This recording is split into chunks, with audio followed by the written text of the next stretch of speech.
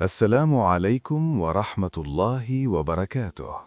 প্রিয় ভাই ও বোনেরা, নামাজ শেষ করার পর রাসূলুল্লাহ সাল্লাল্লাহু আলাইহি ওয়াসাল্লাম যে সহজ আমলটি করতেন, আজ আমরা সেটি বিস্তারিত জানব।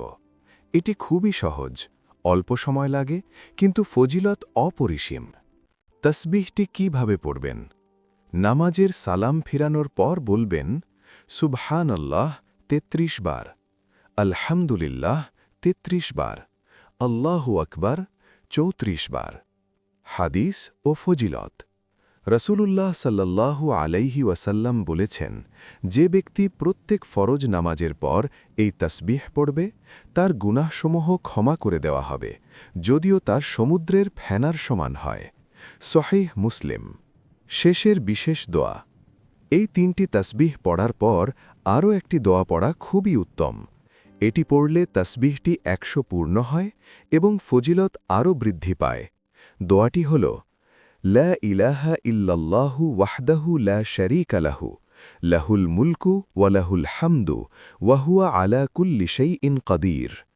উচ্চারণ, লা ইলাহা ইল্লাল্লাহু ওয়াহদাহু লা শারীকা লাহু, লাহুল মুলকু ওয়া লাহুল হামদু ওয়া হুয়া আলা কুল্লি শাইইন কাদির। অর্থ, আল্লাহ ছাড়া কোনো সত্য ইলাহ নেই, তিনি একক, তার কোনো শরিক নেই।